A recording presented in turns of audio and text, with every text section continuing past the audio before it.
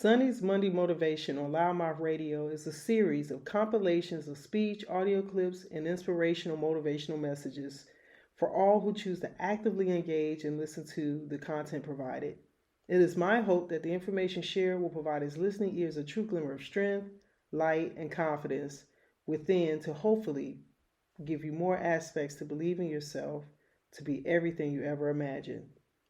What you believe about religion, philosophy, science, people, things, all these beliefs color your life. But what you believe about yourself is most important of all, because you can never be anyone else but yourself. And what you believe about everything else is closely related to what you believe about yourself.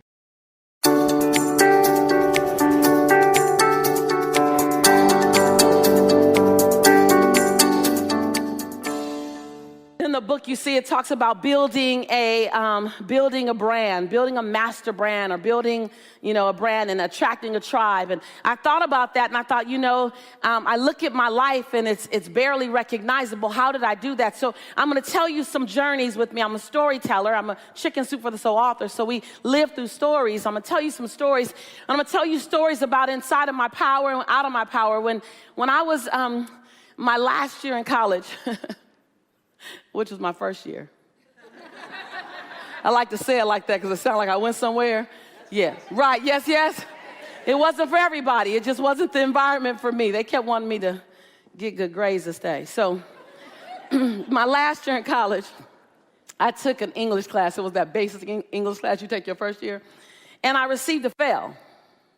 And my English teacher wasn't the fail that I received. It was the fact that she stood me in front of the class and said, "Lisa, you have to be the weakest writer that I've ever met in my entire life." And with my smart mouth, the one that I've always had, it travels with me, I said, "Do I get a trophy for that? Does that come with an award? I mean, if I'm the best at being your worst, give me an award. Don't just put me up on Front Street." So I didn't get the award. I got the fail. But anyway, that same year, I took a speech class.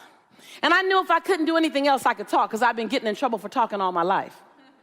And so now I got a class. This is going to be the 1A I get, or maybe even the 1B I get, because I always got C's. For 12 years, I got C's. I wasn't like Vision. I wasn't like some of you. I wasn't like Roland. I wasn't one of those brilliant students. I was that student where I was still trying to find myself. Yes, anybody like that?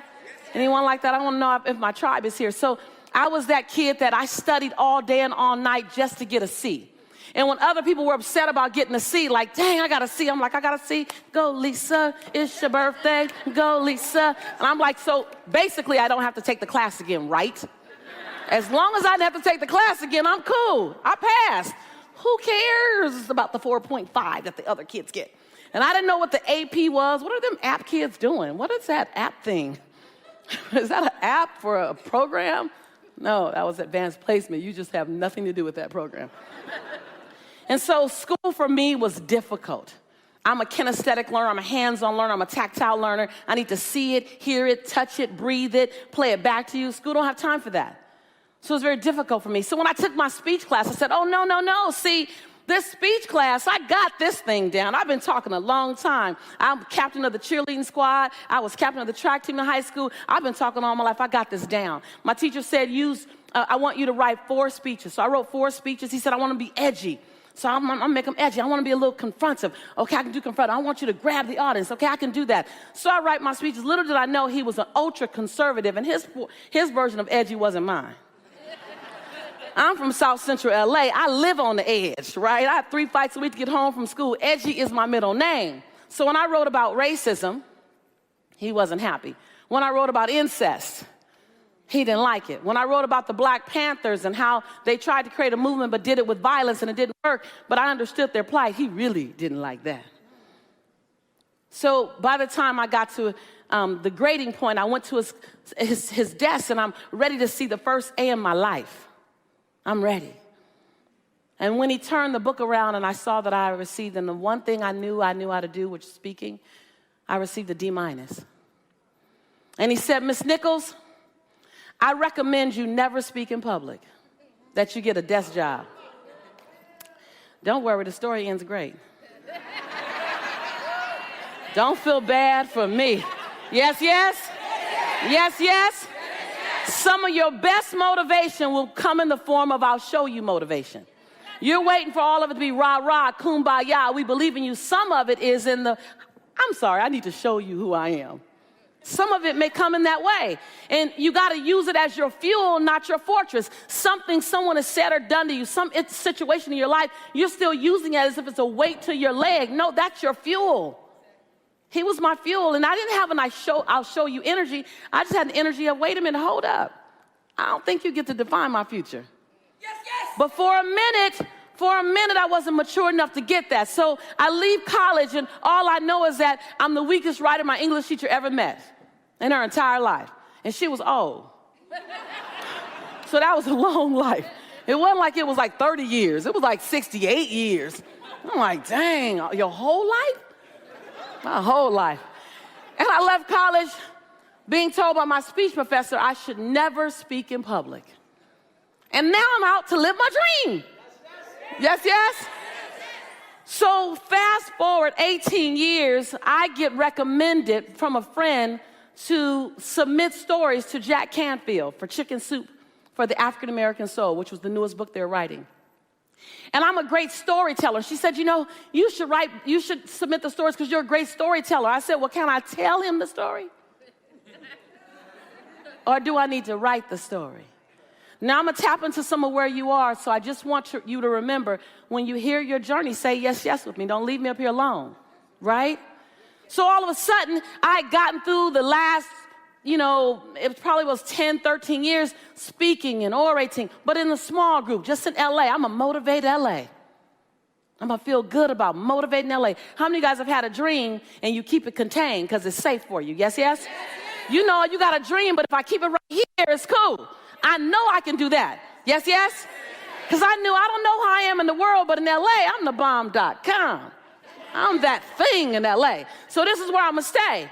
And all of a sudden, I'm asked to do Chicken Soup for the Soul writing, and all of my issues came back. Have you ever had an opportunity and all your backstory, all the stuff happened 20 years ago, start fast forwarding like it's right here, like it's a Google data? Need another mic? Hi. I ain't gonna stop, so y'all work that out. So all of a sudden, all my issues around writing comes up, all in my face. My giant in LA and my shrinking inside I don't want to write for him so he can tell me I'm the weakest writer he's ever seen too. And so for the first month, I put him off. No, I'm really busy, Mr. Canfield. I'm really busy. Y'all laughing because it don't make no sense, right? For those of you who don't know, Chicken Soup is in the Guinness Book of the World's Records as being the longest-standing best-selling series in the history of any series. And Mr. Canfield has asked me to consider being a co-author, and I'm too busy being broke. But he don't know that. Right? I said, I'm a single mom, I'm a CEO. Now I'm a CEO of absolutely nothing. Anybody else? Come on, y'all, tell the truth. Yes, yes. Bust yourself out. Come on, it's all right. We're in a safe environment. You can just tell the truth out loud. There's no judgment here. I'm a CEO of nothing. Like, there's zero income. I got a savings that's just running low, right? But I'm busy. And I'm a single mom of a 3-year-old who really can't wait to get away from me and go to school every day. But I'm busy. Then another month goes by, and he calls me again, or his staff calls me. Ms. Nichols, we really want to encourage you to consider being a Chicken Soup author. I said, thank you so much. I appreciate the invitation, but I'm really busy. I'm a CEO and a single mom. I really don't have time. They said, okay. Third month, I get another call. Sometimes somebody's trying to rescue you from yourself, y'all. Hello? Yes, yes? Sometimes someone's trying to rescue you from yourself. So I get a third call. Ms. Nichols, we really are interested. We saw some video on you, and we really like your style. We think you're a great fit for Chicken Soup. I said, I'm so flattered. That's so nice, but I'm really busy.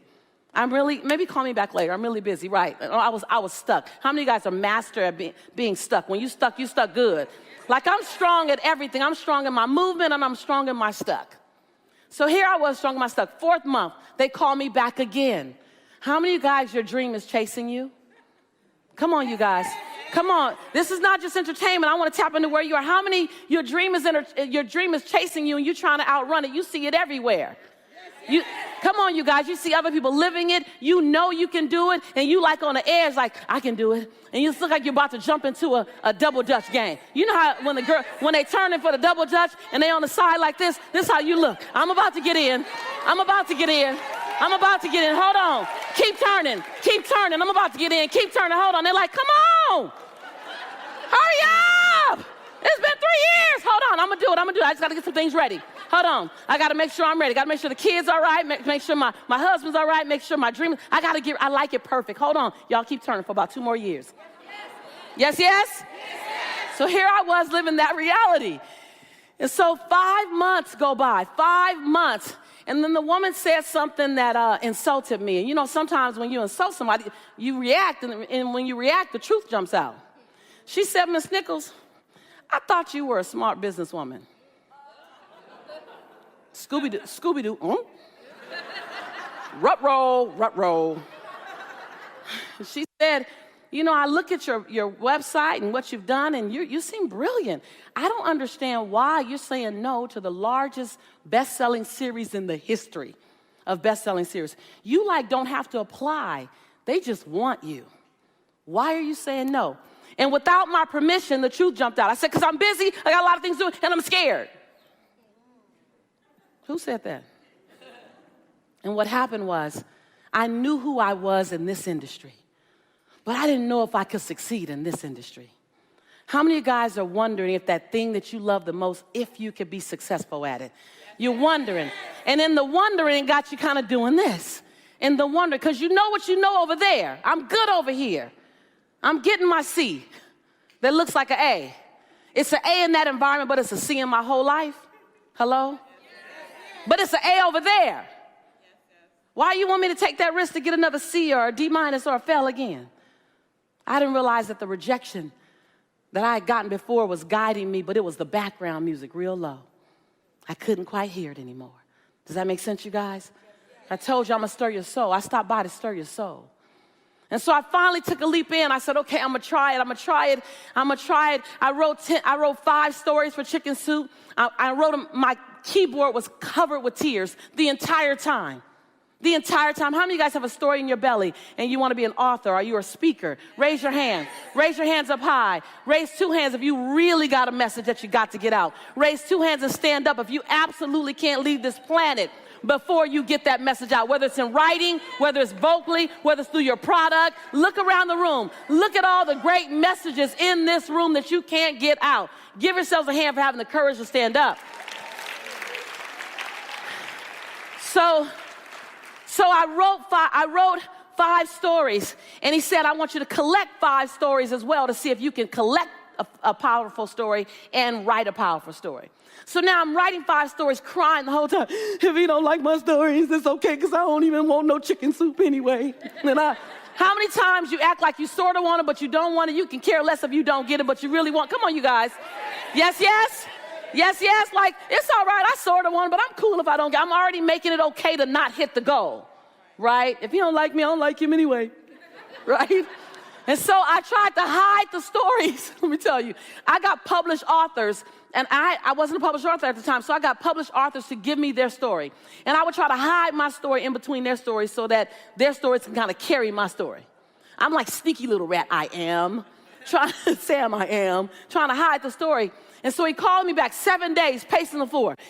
Oh, I don't like this whole waiting for approval thing from somebody. This don't work for me. This is why I own my own company that's making no money. And all of a sudden, 7 days in, he calls me. And he says, Lisa, I have good news and not so good news. Ooh, my chatter went off. I don't care about chicken soup anyway, right? Still doing that justification. He said, you wrote 5 powerful stories, but I need you to be able to collect stories as powerfully as you write. Rut-roll, Scooby-Doo. I said, I'm sorry, Mr. Canfield, say that again. He said, you are a powerful story writer. But the stories you collected from those other authors, they were kind of weak. Your dream is so ready for you. It's so ready for you.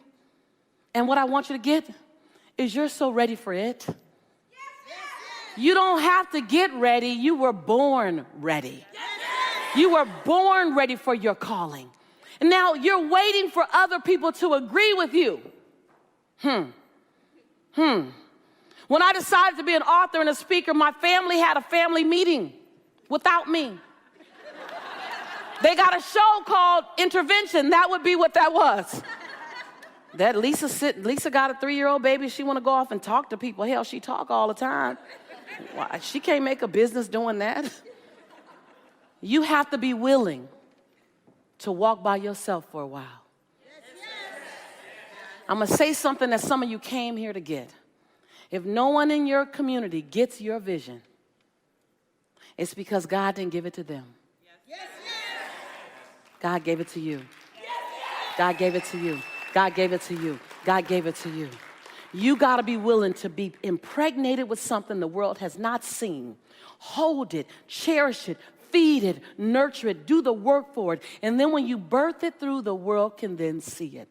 But it's in you. So don't get mad at your family if they're not your fans.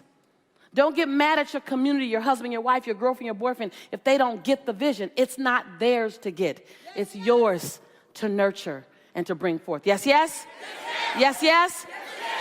So it took me 3.5 years to write the book. 3.5 years. You want to talk about building a brand and building a tribe? I'm going to give you some key techniques just real fast. We'll go over a lot more on Monday. But I'm going to give you some real techniques. I thought chicken soup was going to make it a bestseller. And they said, newsflash, you're going to make it a bestseller if it's a bestseller. See, we pumping out books every month. We already got 92 under our belt. Now they have 146. So we just have to make a little bit of money on every book, and then we'll make a lot of money. Well, that didn't necessarily agree with me because it was my one opportunity. And so I created an online culture where every month I gather people on the phone online who had an interest in being in the book. And every month I would listen to their stories over the phone because I learned that I had a gift on how to help you shape your story, a gift on how to help you speak. And so I would listen to their stories and then I'd coach them on how to tweak it. I created this online community all around the world. I had no database. I barely was like, I would get online and get lost. Like, I'm one of those people, right? And so I had a database, but I had all these people, 300 people who had wrote in the Chicken Soup that they wanted a book around African-American souls. So Chicken Soup gave me all their emails. So I had about 350 emails. That's it. That's what I started with. And every month I sent them out an email saying, join this call. If 80 people joined, I was happy. If 90 people joined, I was elated. 152 people joined. I wrote the whole book with 152 people to start with. I told them the stories. I read my stories for them. I told them the guidelines for the stories. And every month for 3.5 years, we got on the phone. And I would help them with their stories. And then when the book was done, I showed them 3 different covers to get their help to choose the cover. Why? People support what they help to create. Yes, yes? This conversation is about how do you build your tribe, right? How do you activate your brand, right? Well, I'm going to tell you how I activated my brand. It was in like the back doorway. Long before The Secret, my brand was being activated, which is what attracted The Secret to me.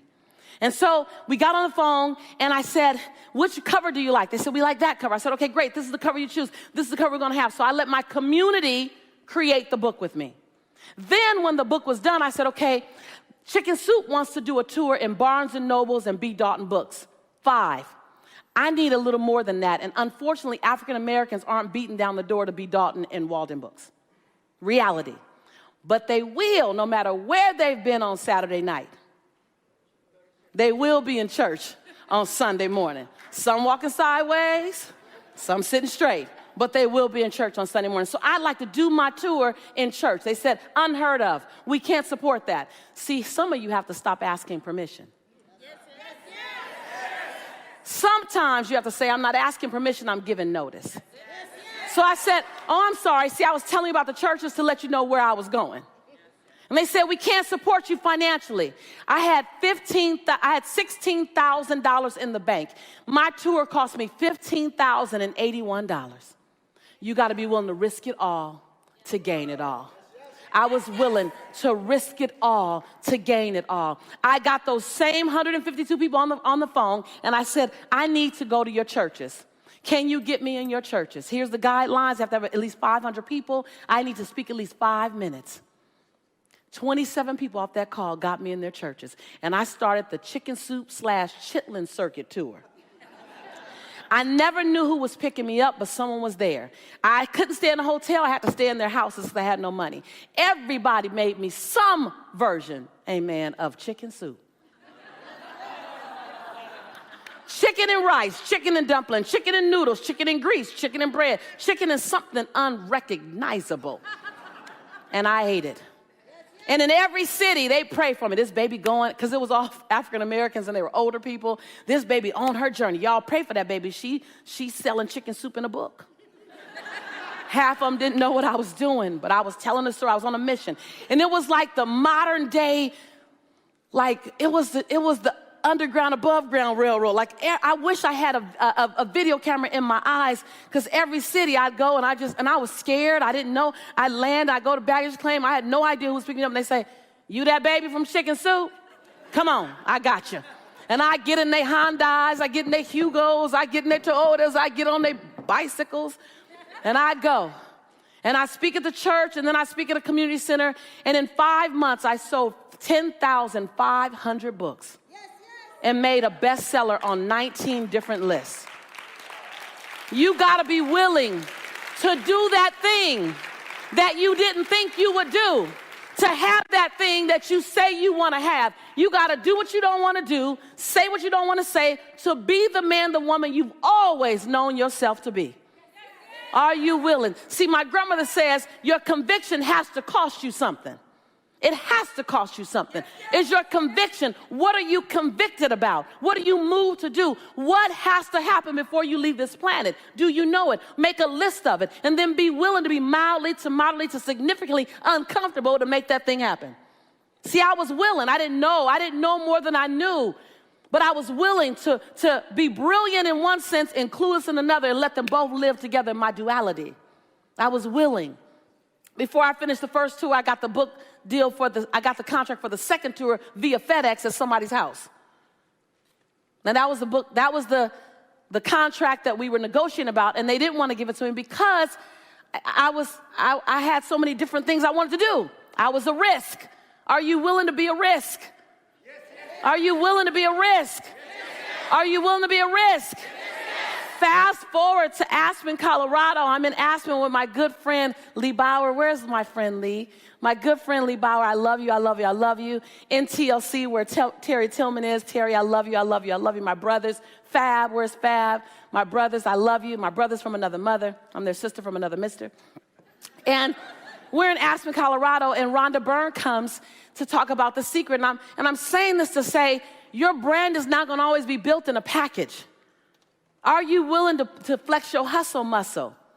Are you willing? Are you willing to play outside the box, outside the boundaries? I never knew where the boundaries were. People say, how'd you become a major speaker? What classes did you take? I said, I came through the back door. I didn't come through the front door. I made a door where there wasn't one. Are you willing to make a door where there isn't one? Your path may not be her path sitting next to you, may not be his path behind you. I couldn't measure myself against all the national speakers who were on major stages. They had something I didn't have. They had a background, they had a bio, they had an education. Their teacher probably told them to speak. I had to make my way. So are you willing? I'm here to charge you. I'm here to charge you that everything you need, you woke up with. The human spirit is unbreakable, unshakable, and unstoppable. That I'm clear of. That I'm clear of. Rhonda Byrne comes to Aspen, Colorado, and she's talking about this law of attraction thing. I grew up in a Baptist church. I don't know what she's talking about. But I'm going to listen, because my friends are listening, and they're very smart.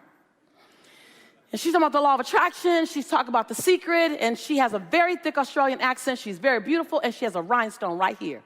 So I'm distracted. She got all kind of beautiful colors on. I'm ADD anyway, so squirrel, like that's me.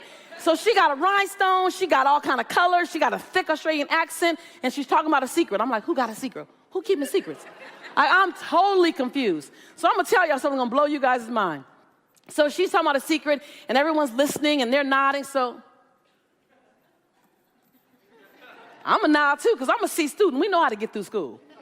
Do what everybody else is doing, right? Right? Yes, yes. So she's asking people to be in The Secret, and I'm like, well, I know she ain't gonna ask me, so I don't have to worry about that. And I'm not gonna raise my hand. And out of the blue, she doesn't point to anyone else. Everyone else raises their hand to offer, maybe one other person she points to. And I'm just sitting there like, I'm just gonna let this moment pass. Because I've been invited into this major group, mega group. Mega. Jack Canfield started this organization of who he thought to be the best transformational leaders on the planet. And somehow, I got on the list. Now, I'm not sure if that was an error. He merged chicken soup list. But I'm gonna ride this one till the wheels fall off. So this is only the third meeting, so I ain't been discovered yet. I'm gonna keep it on the down low. No, I'm serious, you guys. That's what I thought. I'm the youngest person there. Up until several years ago, I'm one of the few. For the first 3 years, I was the only person of color there. So I'm like, I don't know, but I'm gonna ride this one till the wheels fall off. I soon found out I was right at home. They meant to invite me, but at this point, I wasn't sure, and so I'm sitting there quietly. And as we begin to move away from her speech finishes, she goes, I'd like you to be in it. I'm like, rut-roll, because I have no idea what she's talking about. I don't have no idea about no law of attraction, no secret, and I can barely understand what you're saying, and you got a rhinestone. Like, where you get that? Can I do that? Am I allowed to wear one? Because I like that, baby. But I don't want to out myself, so I'll pass. I said, it's okay. Literally, I tried to get out of being in the secret, you guys. I was like, it's okay. She's like, no, I really want you to do it. I'm like, it's okay. She's like, no, I insist. I heard you need to be in it. I was like, dang. So I go to my room really fast. I go on Google, because everything's on Google. And I type in secret. What was the problem? It ain't out yet, because we making it. It ain't on there yet. So I didn't think even the law of attraction, I didn't even know enough about that to search that. I probably would have got somewhere, but I did the secret. So now I'm like, oh, we in trouble, rut-roll. So I go back down, and they're getting us ready to go on to do this 2-hour interview, each one of us. And I said, I got it. I'm going to go in when Jack goes in. And then I'm just going to repurpose his words, because that's what a C student does. We know how to play back to you. We're good parrots, right? So I go in, I'm sitting in the back. I'm ready to get the information. I'm going to take some notes. I'm going to make this so Lisa. I'm going to Lisa-nize this one. And they notice I'm in the back, and they said, Lisa, we need you to step out because we want every teacher to have a fresh approach. Y'all better let me sit in here if y'all want something. They kicked me out. So then my last hope, I'm getting my makeup done. And the makeup artist's like, I'm so excited to hear what you think about The Secret. I'm so excited. And so I said, so what you think about it?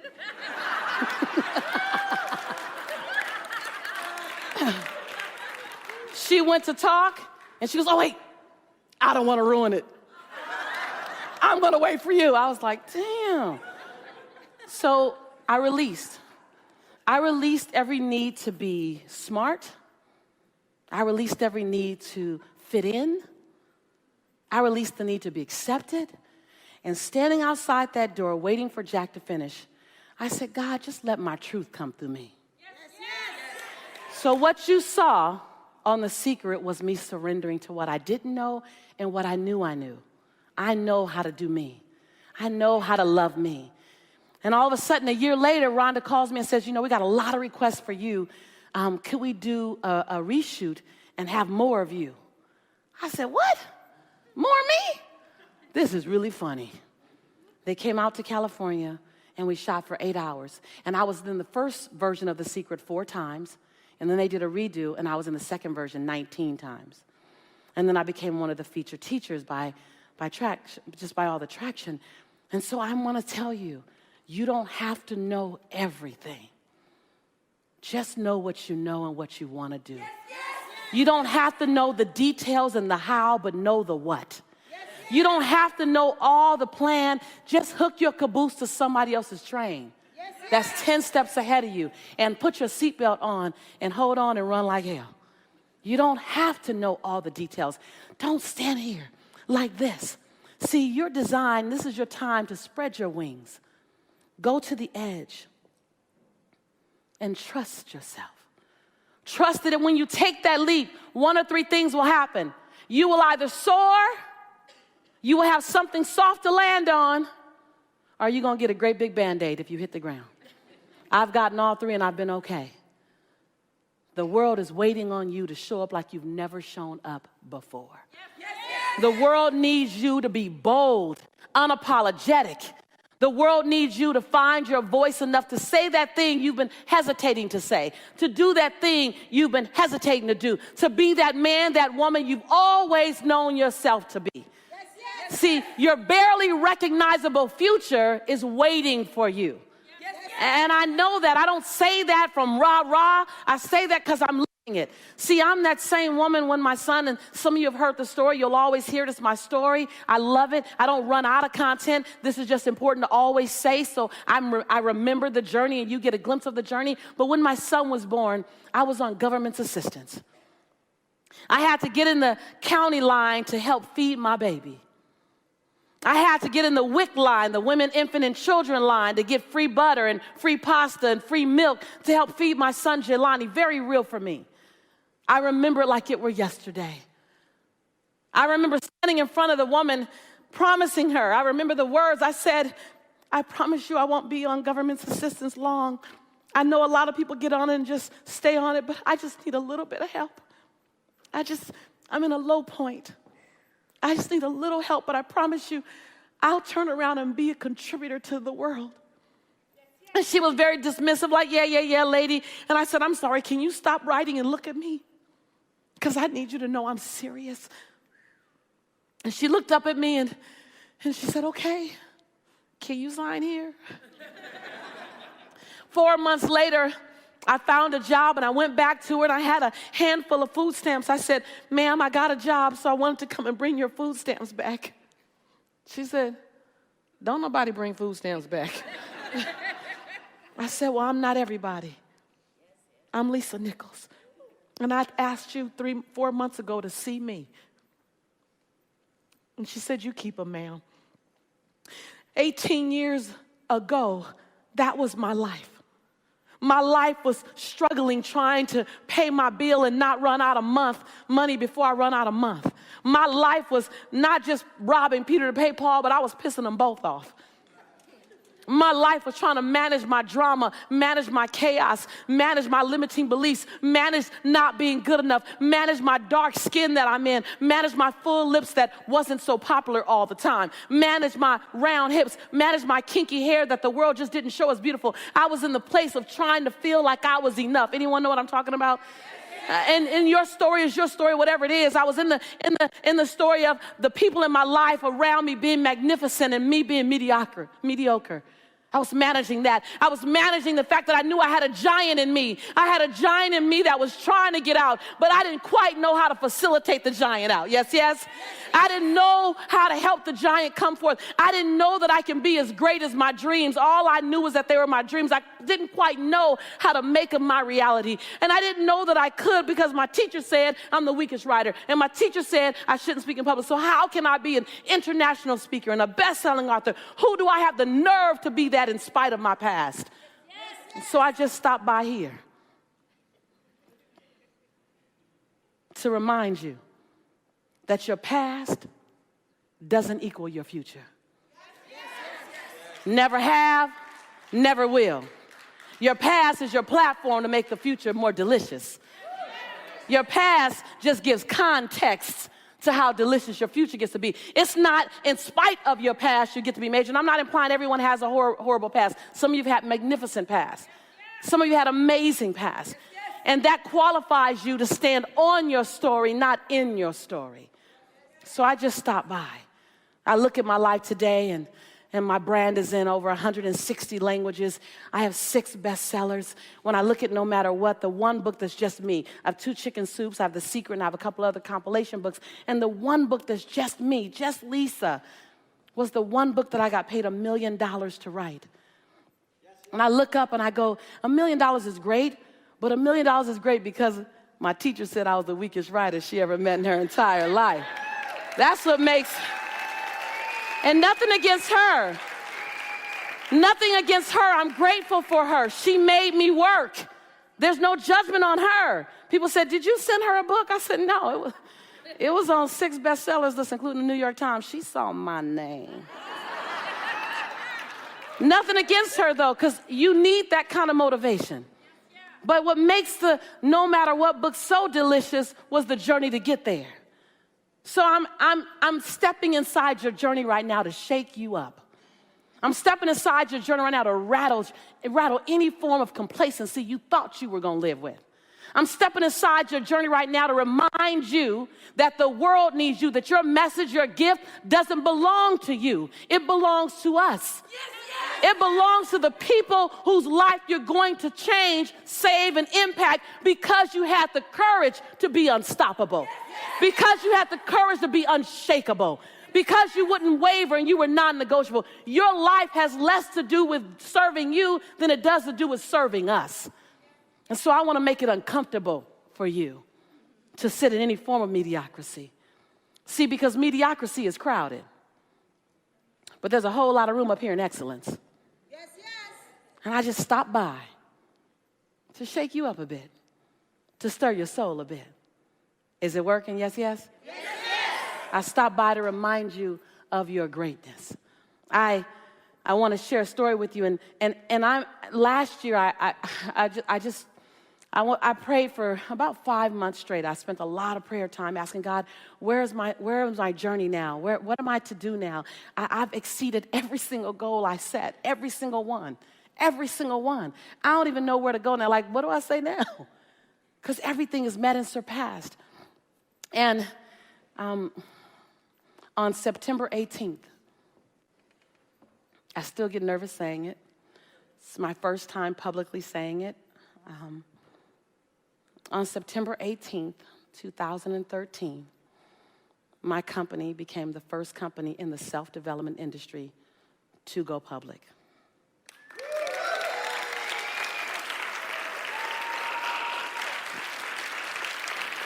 Thank you. Thank you. So I say, I guess my next book that I should write is From Public Assistance to Going Public. Yes, yes? Yes, yes? That's a journey. I'm that same mother in the government's assistance line. I'm the same mama who ate beanies and weenies for about 5 years straight, more beanies than weenies. I'm that same mama. And so when I look at my life now, it's barely recognizable. What I know is that it's not just exclusive for me. What I know is that there was no hookup. I hooked myself up. Yes, yes. What I know is that you can hook yourself up too. Yes, yes, yes. Hook your caboose to someone else's train. Put on your seatbelt and stay coachable.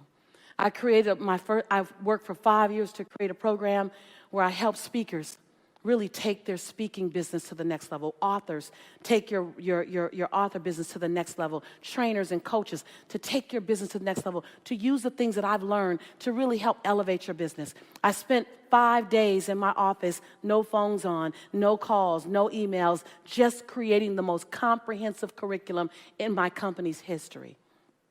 Because in my prayer time last year, I asked God, what should I be doing? He said, you've been Michael Jordan. Now I need you to become Phil Jackson. And so I'm looking to discover the Michael Jordans who want to share your message. Those of you who stood up, those of you who raised your hand, I want to invite you. We have different ways. I'll talk about a lot of it on Monday. Different ways to show you the detailed levels of building a sustainable business, building a sustainable message that's wrapped in a viable business that's straight enough, strict enough, and in order enough to go public if you choose. You may not choose that, but you want it that clean. Does that make sense, you guys? You want to create generational wealth. So we have a program called the Speakers Alliance. And I won't go into the details now. Level 1 is called Accelerate Me. If you're just getting started and you want to jump in and learn the foundation of a speaker, the core message, how to create your snap, how to shape your business, all of that. The second level is called Profitize Me. If you want to live your dream, you need to know how to make money doing it. And there's no apology in making money doing what you love. Nothing to apologize for. And the last level is my favorite, is Publicize Me. And that's when you've gone through the first 2 levels, then I help you get on stage, and I help put you on my stages as well, and we do brand alliance. So there's 3 levels to help you build your career as a speaker. You'll be able to talk to Jay. Jay, raise your hand.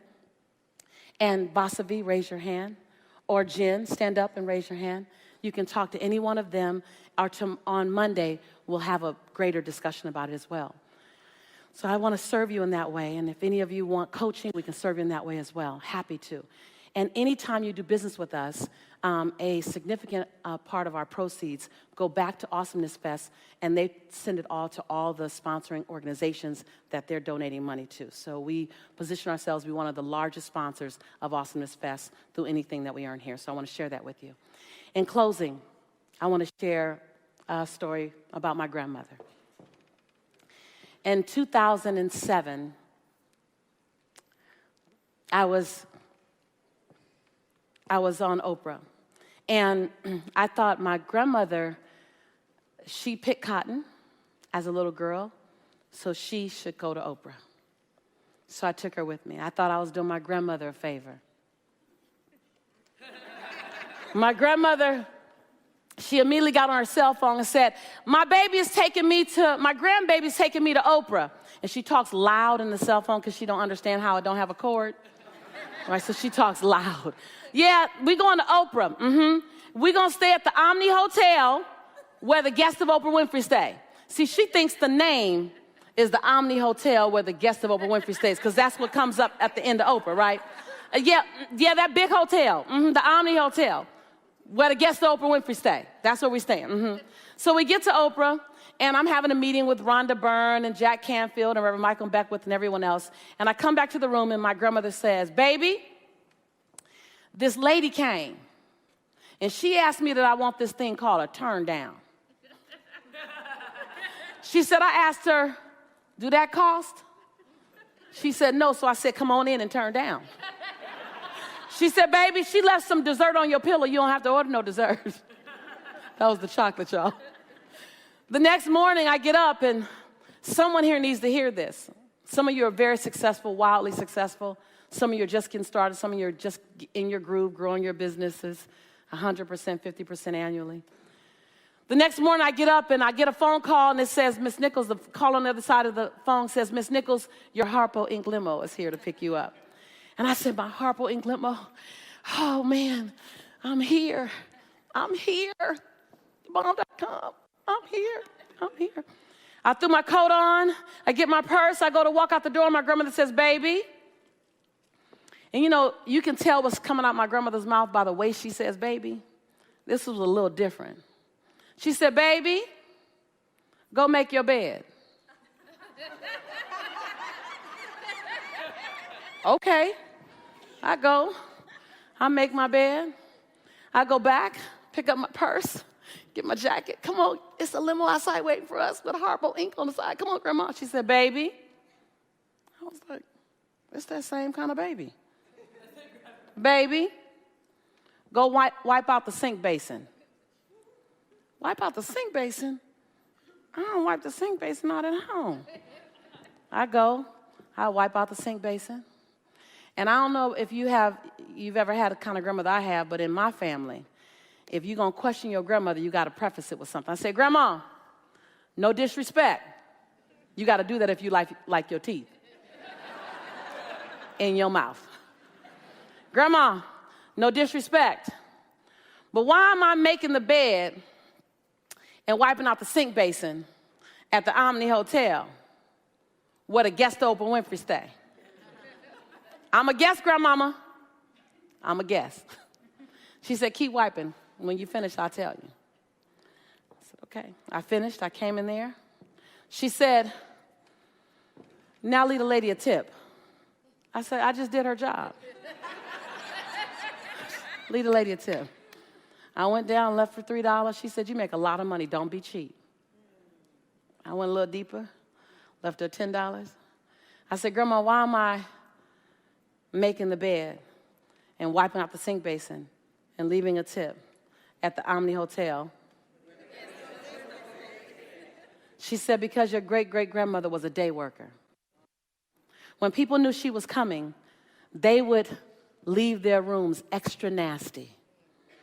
She said, you're not going to do that, baby. You're going to honor these people here. She said, and you left her a tip because when your great-great-grandmother got a tip, we got to eat meat that day. She said, I know you think you walking on this nice carpet at the Omni Hotel. She said it every time, y'all. I'm not joking. I'm not exaggerating. She thought it was the whole title.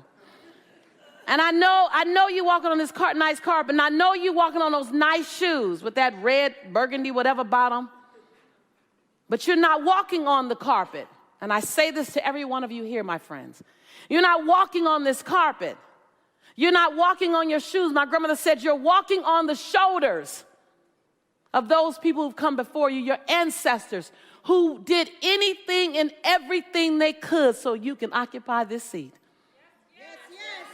You're not walking just on your shoes. You're walking on someone else's legacy that they worked to build for you. See, baby, your great-great-grandmother knew she wouldn't stay at the Omni Hotel. They knew they wouldn't stay here. They could barely get the job. So they knew they would never be a guest. But they hoped one day you'd be a guest. She said, so when you walk out that door, and I'm going to say to you, when you walk out that door on the way to the catamaran, she said, there's not just you walking through that doorway. There's an allegiance of ancestors cheering you on, walking with you, saying, do the dream, live the dream. Don't get scared.